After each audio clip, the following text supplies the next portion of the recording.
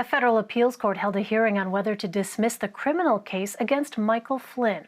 10 judges heard arguments Tuesday. The former national security advisor pleaded guilty to lying to the FBI nearly 3 years ago when he was questioned during the Russia investigation. The Justice Department has since moved to dismiss the case, claiming Flynn should not have been interviewed by the FBI in the first place. For more, let's bring in CBS News senior investigative correspondent Catherine Herridge. Catherine, welcome. So oral arguments played out for nearly 4 hours. Can you start by breaking down each side's position? Well, Elaine, what we had with the government and also the defense team for General Flynn is taking the same position that this is a separation of powers issue, that really the executive branch has the sole authority to pursue a criminal prosecution and make the decision to walk away from a prosecution, which is what they're trying to do here in the Flynn case, on the basis that evidence was withheld from the defense, and also that there was not what they describe as a legitimate open investigation when he was interviewed by the FBI in January of 2017.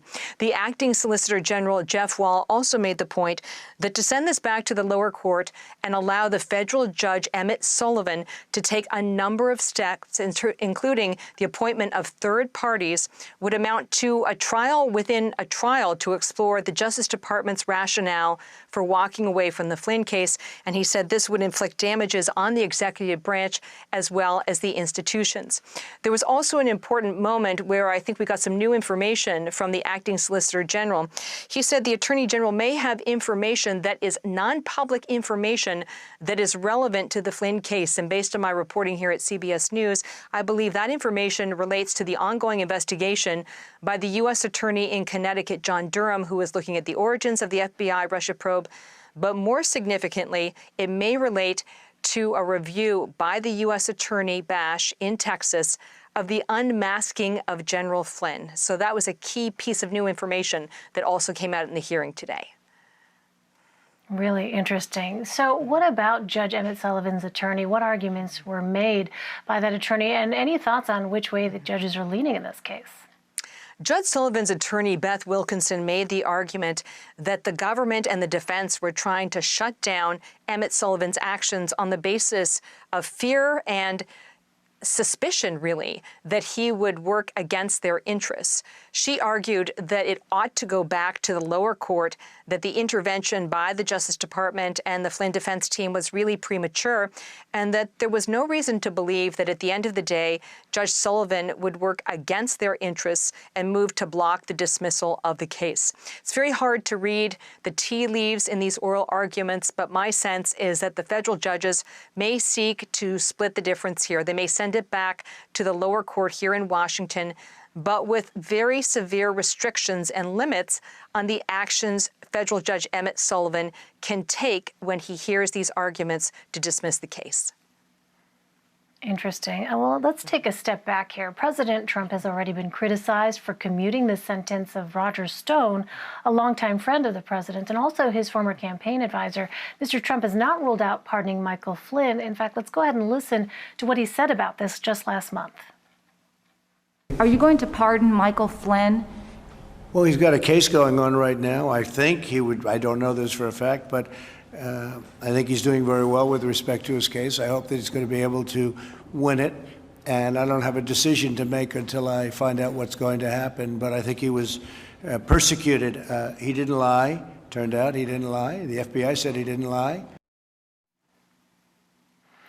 All right, so Catherine, I know you do not have a crystal ball, none of us does. However, could we potentially see the president add Michael Flynn to that list?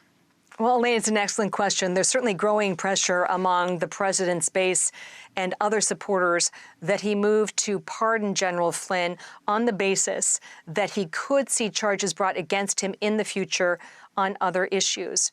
But at least until now, there's been resistance by the president and members of the White House, hoping that while this process plays out in the courts, it will ultimately go to his favor. Meantime, the Republican-led Senate Oversight Committee has issued a subpoena for FBI Director Christopher Wray. What are committee investigators looking for at this point?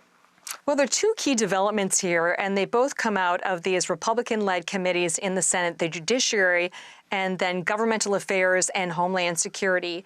One of the committees has issued a subpoena for the FBI Director Christopher Wray to provide outstanding records that relate to the 2016 FBI Russia case by August 20th.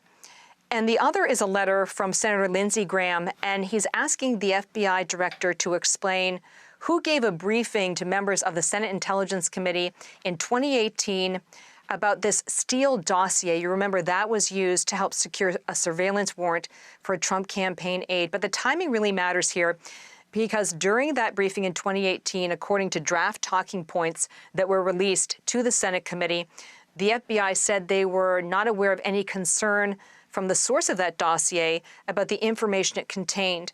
But what we know from recently declassified records is that in January of 2017, so a full year earlier, the source for that dossier was interviewed by the FBI, and they had very significant and serious concerns about the information that they had given the author of the dossier and how it had been portrayed in that document. And the reason all of that matters is because when you go to Capitol Hill and you brief lawmakers or you give testimony, there's a very high bar for that information to be accurate. So really what Senator Lindsey Graham is getting at is whether a senior member of the FBI knowingly misled Congress about the quality and the reliability of that underlying evidence.